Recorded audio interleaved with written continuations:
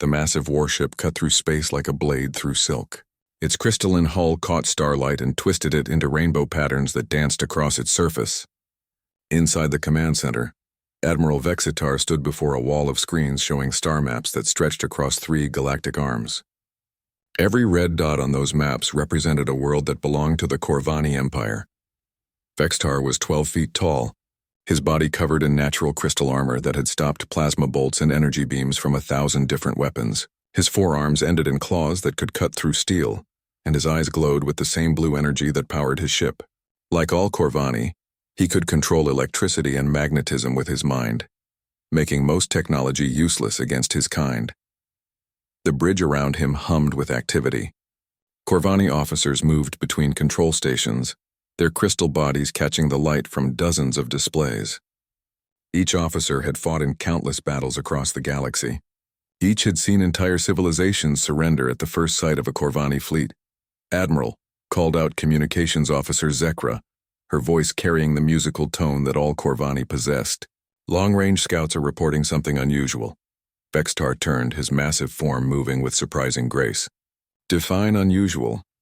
"A star system in the outer rim previously uncharted. The scouts detected artificial energy signatures coming from the third planet. It appears to be inhabited. Show me." The main screen shifted to display a yellow star surrounded by several planets. The third planet glowed blue and green, with white swirls covering parts of its surface. Data streams flowed beside the image showing atmospheric composition, gravity measurements, and energy readings. "Primitive," muttered Science Officer Colvan as he studied the data. "Their technology appears to be several centuries behind our standards. Chemical rockets, basic nuclear power, simple radio communications." Vexitar studied the readouts with interest. After 3,000 years of conquest, finding new worlds had become routine. The pattern was always the same. His scouts would find a civilization. His diplomats would demand surrender. His warriors would crush any resistance. His administrators would add another red dot to the galactic map. "Life signs?" he asked. "Approximately 7 billion intelligent beings," Zekra reported. "Bipedal, carbon-based, no natural armor or obvious defensive adaptations. They appear to be confined to the surface of their planet with no space-based infrastructure. Weapons, chemical explosives, basic energy weapons, some nuclear capability. Nothing that could threaten even our oldest ships." Vexitar nodded. It sounded like every other primitive world they had encountered. The inhabitants would likely surrender the moment they saw a Corvani dreadnought in their sky. If they were foolish enough to resist, it would take perhaps a day to break their will. "There is one thing, Admiral," Colvan said, his tone carrying a note of curiosity. "The scouts have been monitoring their communications. These beings seem to spend a great deal of time fighting each other. Territorial disputes, resource conflicts. More than that, they appear to be in a constant state of warfare. Not just border skirmishes, but organized military campaigns involving millions of their kind. They have developed remarkably sophisticated methods of killing each other." Vexitar found this mildly interesting. Most primitive species fought over food or territory, but they usually stopped once basic needs were met. "Show me their military capabilities." The screen filled with images captured by long-range sensors. Vehicles that moved across land on tracks, aircraft that screamed through the sky, ships that cut through water carrying massive weapons. The images showed battlefields where thousands of the creatures fought with coordinated precision.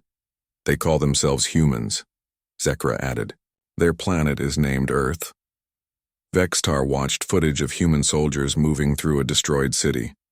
They worked together with disciplined efficiency, advancing under fire while supporting each other. Their weapons were crude by Corvani standards, but they used them with deadly skill. "Fascinating," he murmured. "They wage war against their own species with such organization." "Should we be concerned, Admiral?" asked Colvan. Vexitar laughed, a sound like crystal chimes in a storm. "Concerned? About primitives who cannot even leave their own planet? Their entire military could not damage a single Corvani frigate." He turned back to the star map, already planning the conquest. Earth would fall like all the others. The humans would see the might of the Corvani Empire and surrender. If they were stubborn, his ships would demonstrate their power by destroying a few of their cities. After that, resistance would crumble. "Plot a course for their system," he ordered. "Bring the Third Fleet, this should not take long." "Yes, Admiral." Should we prepare standard conquest protocols? Of course. 1 week to accept surrender, then we demonstrate our power until they submit. The same as always. As his ship turned toward the human system, Vextar reviewed his fleet's capabilities. 50 dreadnoughts, each capable of destroying a planet's surface. Hundreds of smaller ships carrying troops and support equipment. Weapons that could turn matter into energy. Shields that could stop anything these humans might throw at them. He thought about the images of human warfare he had seen. The creatures seemed to have a talent for violence, but violence without proper technology was meaningless. The Corvani had conquered the Zephyrians, who could control plasma with their minds. They had defeated the Nexari, who shared a collective intelligence across billions of individuals. They had broken the Ethereals, who could phase in and out of normal space. All of them had possessed abilities or technology far beyond what these humans showed. All of them had fallen before Corvani might. The humans would be no different. "Admiral," Zekra said, breaking into his thoughts, "we are receiving more data from the scouts. The humans have detected our ships. Already? Their sensors are better than we thought." "No, sir. They spotted our scouts with primitive optical telescopes. But that is not the unusual part." Vextar waited. "They are not trying to hide. Instead, they are broadcasting messages toward our position. The translators are still working on the language, but the tone suggests they are attempting communication. Trying to negotiate before we even arrive?" Vextar found this amusing. How practical of them. "Sir, there is something else. Our scouts report increased activity across their planet. Military units are moving, production facilities are changing output, and their communication networks show massive increases in traffic. They are preparing for war," Kolvan observed. "Against us?" Vextar was genuinely surprised. They cannot possibly believe they have a chance. The data suggests they are mobilizing their entire planetary military. Every nation appears to be coordinating their efforts. Vextar considered this. In his experience, primitive planets usually had divided governments that spent more time fighting each other than preparing for external threats. The fact that these humans were working together was unexpected, but it changed nothing. United or divided, they were still primitives facing the greatest military force in the galaxy. "Let them prepare," he said finally. "It will make no difference. Continue on course." The great ship accelerated toward Earth, its crystal hull gleaming in the light of distant stars. Behind it, 49 other dreadnoughts followed in perfect formation, their crews confident in their superiority. They had conquered 1,000 worlds. They had broken every species they had encountered. Nothing in the universe had ever made them fear. They had no reason to believe that would change now. The Corvani fleet dropped out of faster-than-light travel at the edge of the human solar system. 50 massive ships appeared in the darkness beyond Pluto, their crystal hulls reflecting the distant light of Earth's sun. Admiral Vextar stood on his command bridge, watching as his ships took their positions. "Sensors are picking up increased activity on the planet," reported Zekra. "Their military forces are moving into defensive positions around major population centers. They still think they can fight us," Kolvan said with amusement. "How refreshing." Vexitar studied the tactical display showing Earth. The planet looked peaceful from this distance, but his sensors revealed a different story. Ships were moving across the oceans. Aircraft filled the skies. Millions of humans were relocating to predetermined positions with military precision. "Begin standard first contact protocols," he ordered. "Open a channel to their planet." The communication array activated, sending a signal toward Earth that would override every radio, television, and communication device on the planet. This was how the Corvani always began. They would speak directly to every member of a species simultaneously, making their demands clear. "Channel open, Admiral." Vextar stepped forward, his image now being broadcast to 7 billion humans. "People of Earth, I am Admiral Vextar of the Corvani Empire. Your planet is now claimed by our dominion. You have one rotation of your planet to accept our rule. Surrender your military forces, disarm your weapons, and prepare to accept Corvani governance. Comply and your species will be preserved. Resist and face extinction." He cut the transmission and waited. This was always the most predictable part of first contact. The primitive species would panic, then argue among themselves, then eventually send a desperate plea for mercy or negotiation.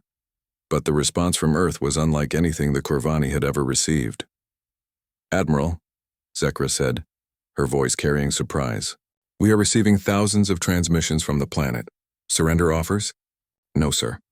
They appear to be military communications. Troop movements, supply requests, tactical planning, and sir, there is something else. The main screen filled with intercepted human transmissions. Vextar watched as military leaders from different nations spoke to each other with urgent efficiency. The universal translator worked quickly to decode their languages. Chinese Second Fleet. Proceed to Pacific Staging Area. Russian. Strategic Command confirms nuclear arsenal on standby. NATO.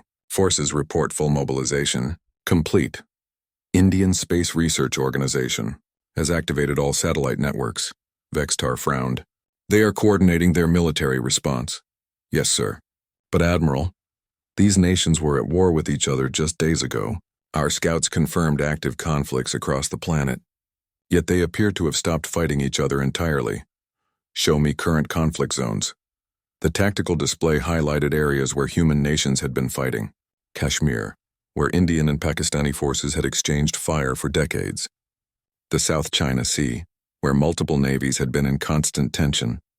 Syria, where proxy wars had raged for years. Ukraine, where fighting had continued for months. Every conflict zone now showed something impossible. Former enemies were working together, sharing intelligence, coordinating defenses. Human military units that had been shooting at each other were now moving side by side toward defensive positions. How is this possible? Kulvan asked. Species do not simply stop their wars overnight. Before Vextar could answer, a new transmission reached the fleet. This one was different from the military chatter they had been monitoring. It was a single, clear message directed specifically at the Corvani ships. Unknown vessels, this is General Patricia Hayes, speaking for the United Earth Defense Force. We have received your ultimatum.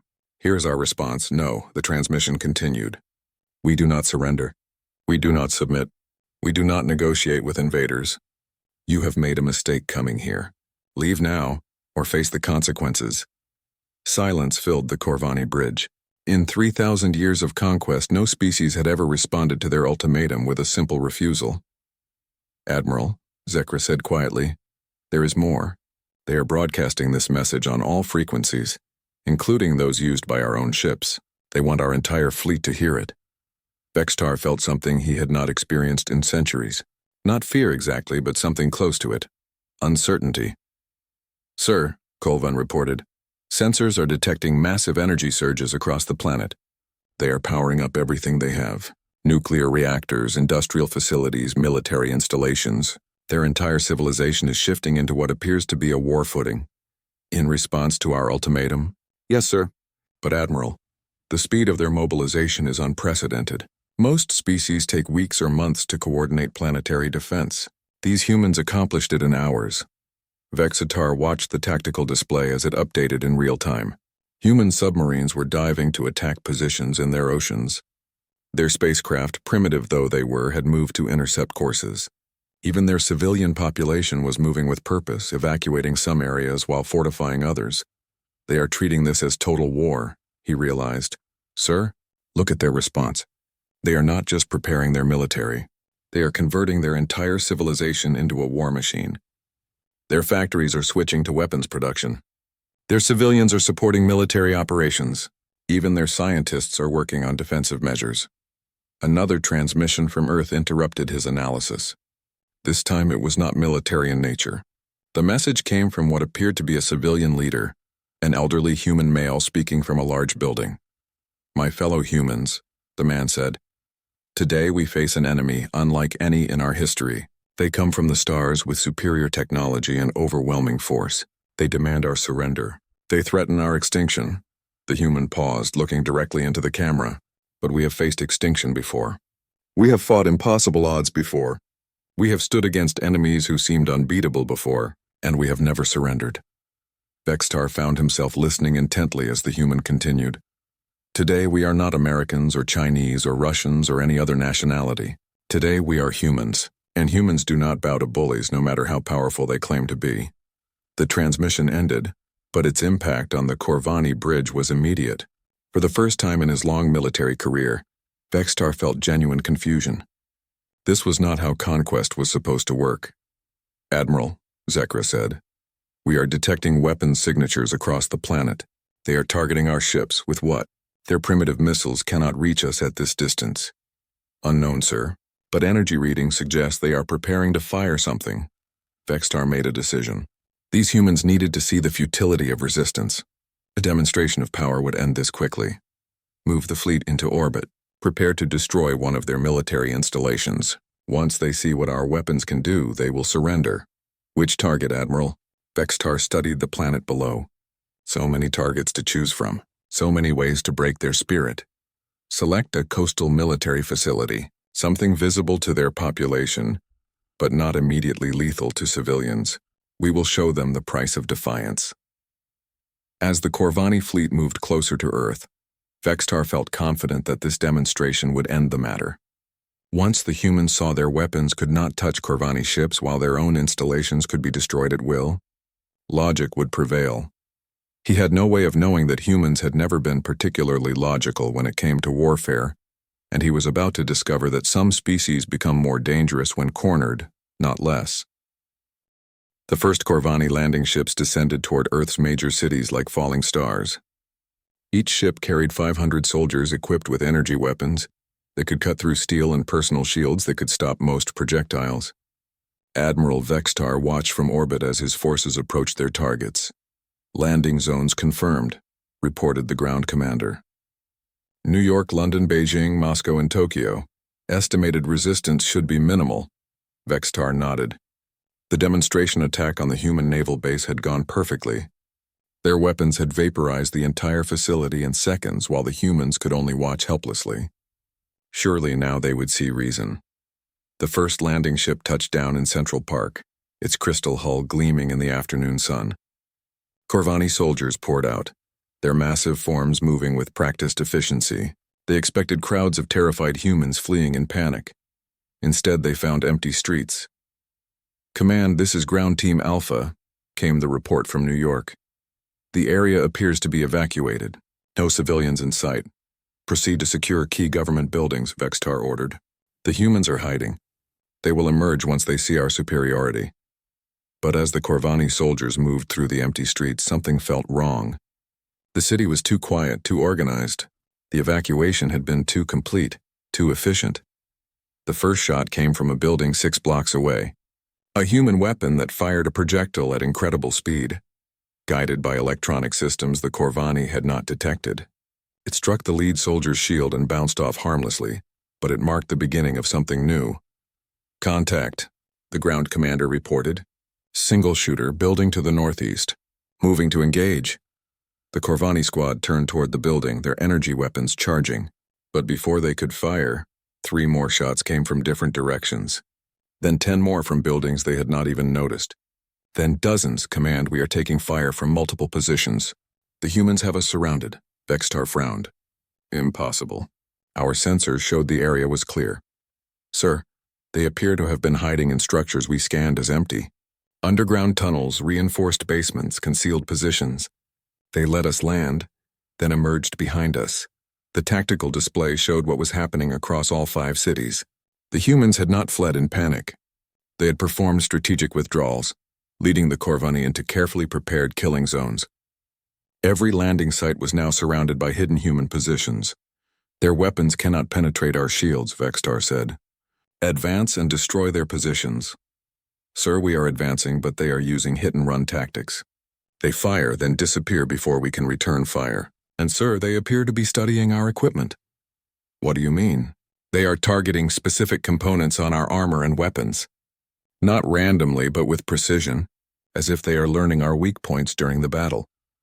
Vextar watched the feed from ground cameras as human soldiers moved through the ruins of their own city with deadly purpose. They worked in small teams, supporting each other with practiced coordination. When one team engaged the Corvani, others would flank from different angles. When the Corvani adapted to their tactics, the humans would immediately change their approach. "Ground commander, report status." "Sir, we have suffered 12 casualties in New York alone. The humans are using weapons we did not anticipate. Explosive devices placed in our path, projectiles fired from extreme range, and some kind of electronic warfare that is interfering with our communications. 12 casualties. In the first hour." Against primitives with inferior technology. How is this possible? Colvin asked from his position at the science station. Before anyone could answer, a new report came from the Beijing team. Command, the humans have captured one of our fallen soldiers. They are studying him. Studying him how? They have teams of what appear to be scientists and engineers examining our armor and weapons. Sir, they are taking photographs, measurements, and samples in the middle of an active combat zone. Vextar felt a chill run through his crystalline body. They are reverse engineering our technology. During battle, it gets worse, sir. We intercepted human communications. They are sharing their findings with teams in other cities. Real-time tactical analysis distributed globally. The tactical display now showed something that made no sense. Human forces in Tokyo were using techniques learned from engagements in London. Teams in Moscow were adapting strategies developed in New York. The humans were not just fighting 5 separate battles. They were conducting one coordinated global operation. Sir, came another report. This time from London. The humans have deployed new weapons. Projectiles that appear to be specifically designed to exploit weaknesses in our shield generators. That is impossible. They have been fighting us for less than 6 hours. Yes, sir, but they have manufacturing facilities working around the clock. They are producing new weapons and ammunition in real time, based on battlefield observations. Vextar stared at the reports flowing across his screens. Human factories had retooled their production lines in hours, not days or weeks. Their military forces were sharing intelligence instantly across the globe. Their scientists were analyzing alien technology while under fire. Admiral, Zekra said quietly, we are receiving a transmission from the human military leader. Put it through. General Hayes appeared on the screen, speaking from what appeared to be an underground command center.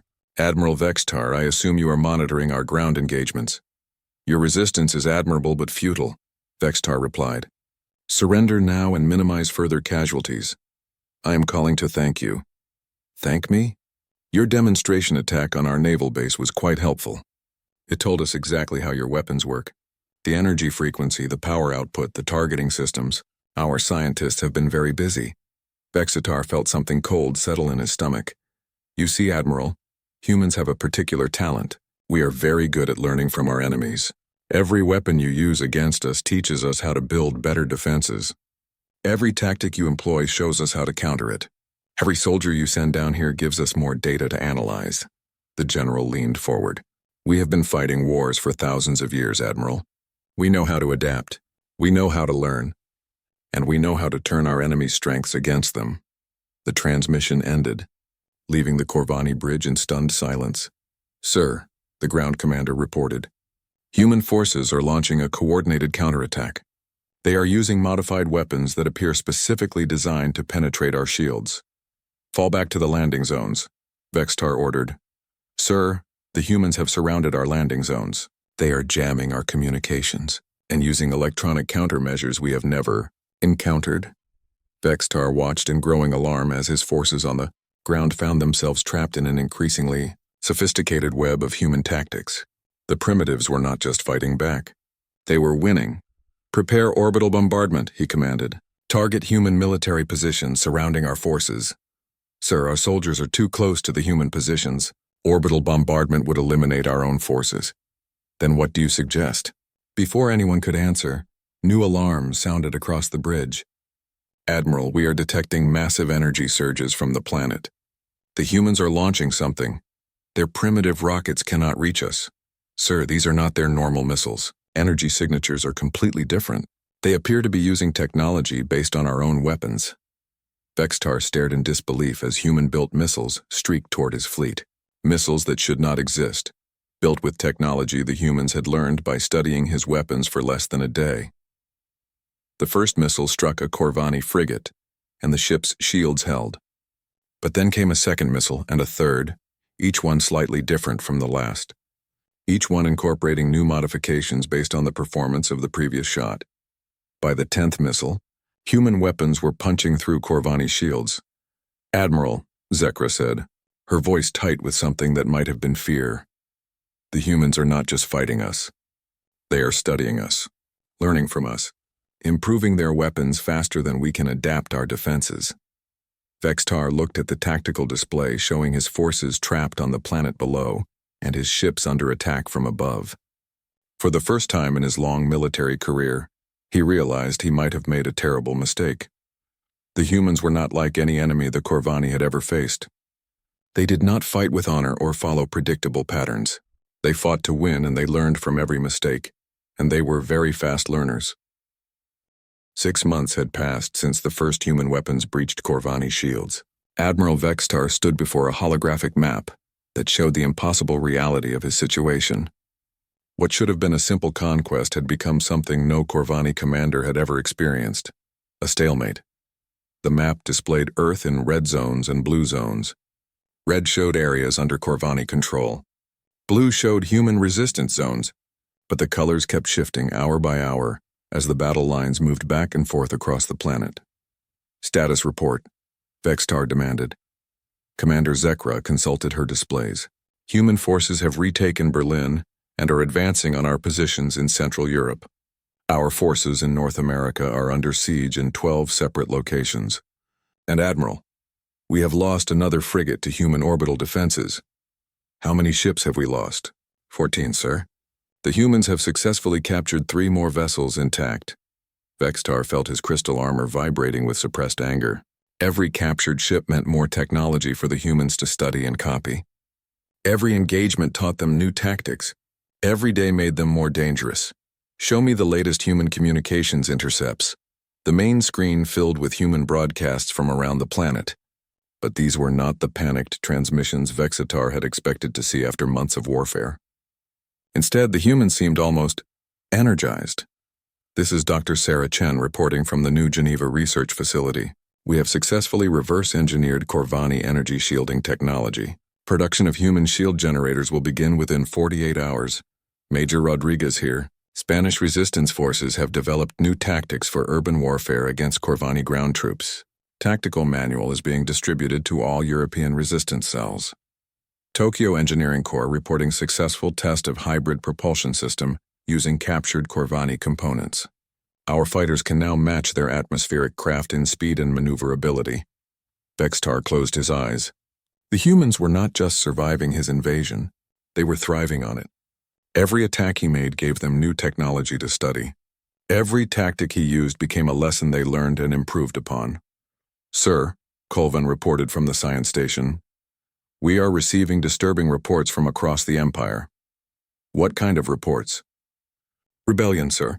Our subject species are rising up. The Zephyrians have declared independence.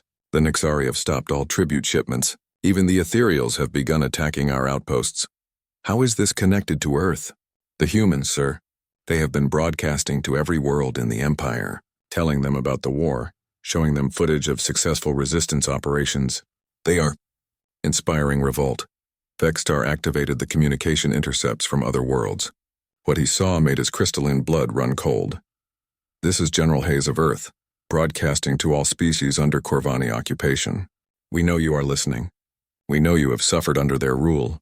But we are proving something important. The Corvani can be beaten." The message continued. "They told us to surrender. We said no. They brought their fleets to destroy us. We destroyed their ships instead. They sent their soldiers to occupy our cities. We trapped them in urban warfare that turned every building into a fortress and every street into a killing ground." On screen after screen, Vextar watched as other species received the human broadcasts. The effect was immediate and devastating. Worlds that had been peacefully occupied for centuries suddenly erupted in coordinated resistance. "The Zephyrians are using human tactical manuals," Zekra reported. "The Nixari have adopted human communication protocols for coordinating their hive minds. Even the Ethereals are employing human guerrilla strategies. And sir," Colvan added quietly, "they are working together. Species that have never cooperated before are now sharing intelligence and resources, all because the humans showed them it was possible to resist." An alarm sounded across the bridge. "Admiral, massive energy surge detected from Earth's moon." "The moon?" "Our sensors showed it was uninhabited." "Yes, sir. But the humans have been busy. They have constructed a massive industrial facility on the far side, hidden from our orbital observations. And sir, they are launching something. The tactical display showed dozens of objects lifting off from the moon's surface. Not missiles this time, but something larger. Ships. Human spacecraft? Vextar asked. Yes, sir. But not like anything they had before. These appear to be built using a combination of human and Corvani technology. Their design is completely original. Vextar watched in growing horror as the human fleet approached his position. The ships moved with the fluid grace of Corvani design, but incorporated human innovations he did not recognize. They were smaller than his dreadnoughts, but faster and more maneuverable. Incoming transmission from the lead human vessel. Put it through. A human appeared on screen, wearing what looked like a modified Corvani environment suit. Behind him, Vextar could see a bridge that combined human ergonomics with Corvani technology. Admiral Vextar, this is Captain Maria Santos of the Earth Defense Ship Defiance. I thought you should see what we have been building. Your ships cannot match the firepower of a Corvani dreadnought, Vextar replied, though he felt less certain than he sounded. You are right, Santos agreed. Ship for ship, you still have superior firepower. But Admiral, we do not fight fair. We fight to win. As if on cue, the human fleet split into smaller groups, each taking a different approach vector. They moved with coordination that reminded Vextar of his own fleet, but with tactical innovations he had never seen. Sir, came an urgent report from the sensor station. We are detecting additional human forces. Ships are emerging from behind Earth's moon, from the asteroid belt, even from concealed positions throughout the system. How many? Unknown, sir. They appear to have been building ships in secret for months. And Admiral, some of these vessels are showing energy signatures that match captured Corvani technology. Vextar realized with growing dread what had happened. While his forces had been fighting on Earth's surface, the humans had been using captured technology to build a space fleet. They had turned the moon into a shipyard and the asteroid belt into a resource extraction operation. They have been planning this from the beginning, he said quietly. Sir, the surface resistance. The urban warfare. It was all designed to keep our attention focused on the planet, while they built ships in space. They sacrificed their cities to buy time for their real strategy. The first engagement between human and Corvani ships began badly for the humans. Their weapons could not penetrate Corvani shields, and their smaller ships were destroyed by superior firepower. But Vextar noticed something disturbing. The humans were not trying to win individual battles. They were gathering data. Sir, the human ships are scanning our vessels during combat. They are recording energy patterns, shield frequencies, weapon signatures, and broadcasting the data to their fleet in real time, Zekra added. Each engagement makes their next attack more effective. Within hours, human tactics had evolved. Their ships began working in coordinated groups using overlapping fields of fire to overwhelm Corvani shields. They employed hit-and-run tactics that prevented the Corvani from bringing their superior firepower to bear. Admiral, came a desperate transmission from one of his captains. The humans have boarded the Nexus Crusher.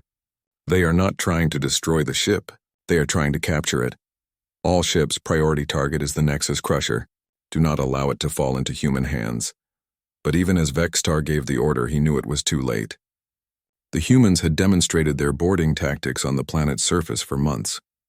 They had perfected techniques for fighting inside Corvani ships. Sir, the Nexus Crusher has been captured. Human forces are in control of the bridge. Vextar stared at the tactical display as a Corvani dreadnought, one of the most powerful ships in the Empire, showed green on his screens. Green for human control. Admiral, Zekra said quietly. We are receiving a transmission from the captured ship. The screen showed Captain Santos again, but this time she was standing on a Corvani bridge surrounded by human technicians working at Corvani control stations. Thank you for the ship, Admiral. Our engineers are very excited to study its systems, but I'm calling to tell you something more important. Santos stepped aside to reveal a communication station showing dozens of screens. Each screen displayed a different alien species. The Zephyrians, the Nexari, the Ethereals, and others Vextar did not recognize.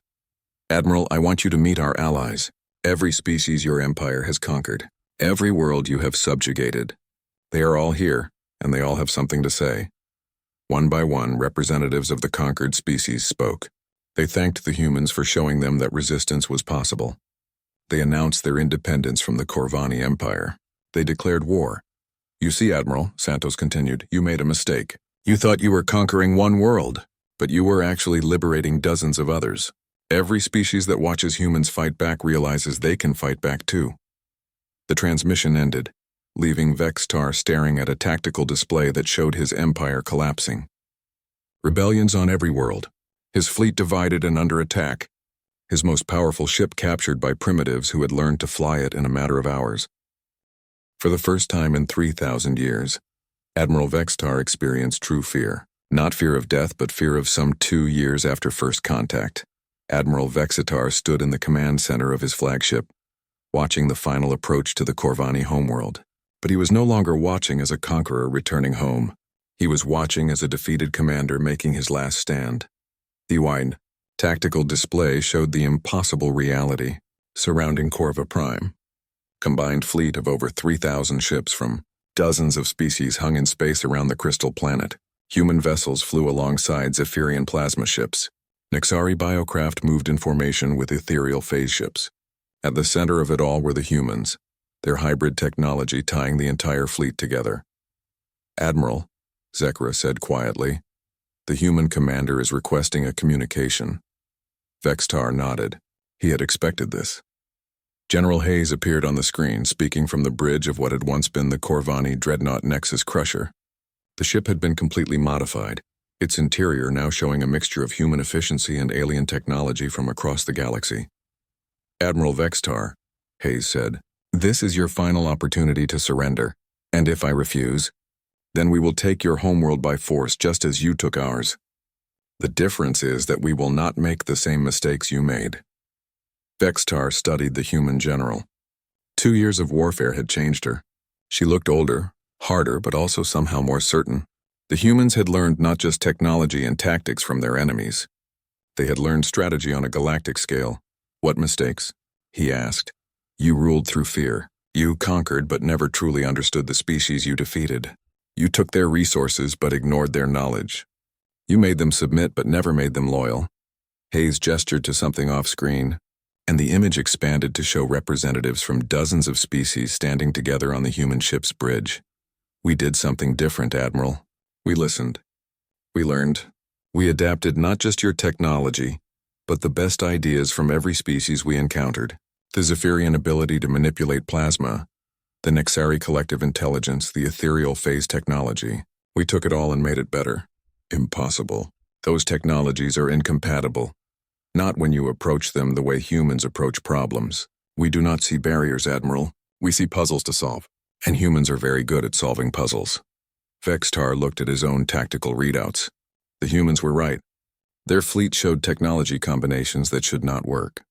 Ships that could phase like the Ethereals while firing plasma like the Zephyrians. Collective intelligence networks that coordinated thousands of vessels while maintaining individual creativity. "Show me your terms," he said finally. "Unconditional surrender of all Corvani military forces. Dissolution of the Empire. Return of all conquered worlds to their original inhabitants. War crimes trials for Imperial commanders. And if we agree, the Corvani people will be allowed to maintain their homeworld. You will be given representation in the new galactic government. Your technology and knowledge will be preserved and studied, not destroyed." Vextar felt something he had never experienced, relief mixed with respect. The humans were offering terms he would never have offered a defeated enemy. "Why?" he asked. "Why not simply destroy us as we would have destroyed you?" Hayes was quiet for a moment. "Because that is not who we are, Admiral. We fight to defend ourselves and to protect others. We do not fight for revenge or conquest. The universe has had enough of that." Before Vextar could respond, alarms sounded across his bridge. "Admiral, energy surges detected across the planet. Our planetary defense grid is activating. Stand down all weapons," Vextar ordered immediately. "Sir?" "You heard me.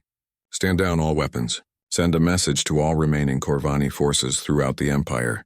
We surrender." The bridge fell silent. In 3,000 years of Imperial history, no Corvani admiral had ever spoken those words. "Sir," his communications officer said hesitantly, "we are receiving responses from Imperial forces. Most are acknowledging the surrender order. But Admiral, several fleet commanders are refusing to comply." Vextar sighed. He had expected this. Some of his people would never accept defeat, especially defeat by former primitives. General Hayes, he said, turning back to the communication screen. You will have holdouts. Some of my commanders will never surrender. We know, Hayes replied. We have been monitoring Imperial communications. We are prepared to deal with them. How? The same way we dealt with you, Admiral. We will hunt them down, ship by ship, system by system, until they surrender or are destroyed. But we will not stop there. Hayes leaned forward. Every species in this fleet remembers what the Empire did to them. Every world you conquered wants justice. We will find every Imperial holdout, every secret base, every hidden fleet. There will be no escape. Vexitar felt a chill at the certainty in her voice. The humans had learned something from their war with the Empire. They had learned that mercy to aggressors only invited future aggression. However, Hayes continued, commanders who surrender now will be treated according to the laws of war. Those who continue to fight will be treated as war criminals. The choice is theirs. Over the following hours, Vexitar watched as the remnants of his empire made their choices. Most surrendered when faced with overwhelming force, but some predictably chose to fight to the end. The humans kept their word. Imperial forces that surrendered were disarmed and their crews interned according to galactic law. But those that continued to fight faced something they had never encountered. A coordinated response from every species they had ever wronged. The last holdout was Admiral Korth's fleet, hiding in the asteroid field of a dead system. When human scouts found them, Korth chose to fight rather than surrender. The battle lasted less than an hour. The combined fleet that responded included ships from 30 different species, all coordinated by human tactical doctrine. Admiral, Zekra reported as they watched the final engagement. Korth's fleet is destroyed. There are no survivors. He chose his fate, Vexitar said quietly. Yes, sir. Admiral, I must ask, do you regret our decision to invade Earth? Vexitar considered the question. His empire was gone. His people were defeated. Everything he had known for 3,000 years had been destroyed. No, he said finally. I regret that we underestimated them. I regret the deaths on both sides. But I do not regret the outcome, sir. Look at the galaxy now, Zekra. For the first time in millennia, species are working together instead of conquering each other. The humans showed everyone that cooperation is stronger than domination. Even in defeat, we learned something valuable. 6 months later, Vexitar stood in the assembly chamber of the new Galactic Confederation on the neutral world of Haven. Around him sat representatives from over 200 species, including the surviving Corvani leadership. General Hayes, now Secretary General of the Confederation, was addressing the assembly. Today marks the first anniversary of the end of the Imperial Wars. Today we celebrate not just the defeat of tyranny, but the birth of something new. She gestured to the diverse gathering. For too long, this galaxy has been ruled by fear. The strong conquered the weak. The advanced enslaved the primitive. Species fought each other instead of working together. But the humans changed that, said Ambassador Zekra from the Corvani delegation. They showed us that strength comes not from individual power, but from unity of purpose. Hayes nodded. The Confederation is not perfect. We still have disagreements. We still face challenges. But we face them together as equals, not as conquerors and conquered. Vexitar listened as representatives from across the galaxy spoke about trade agreements, scientific cooperation, and mutual defense treaties. The Zephyrians were sharing their plasma technology. The Nexari were providing collective intelligence support. The Ethereals were offering their phase technology for exploration. Even the Corvani were contributing, their crystal technology being used for the construction of new starships and space stations. Admiral, Zekra said quietly during a break in the proceedings. Do you think this will last? Vexitar looked around the chamber at species that had been enemies for millennia, now working together on common problems. I think, he said slowly, that the humans have changed something fundamental about how this galaxy works. They did not just defeat us militarily.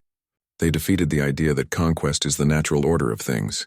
He paused, watching as a group of young beings from different species worked together on a scientific presentation. The humans proved that cooperation is not weakness. They showed that different species can work together and become stronger, not weaker. And most importantly, they demonstrated that the right thing to do is not always the easy thing to do.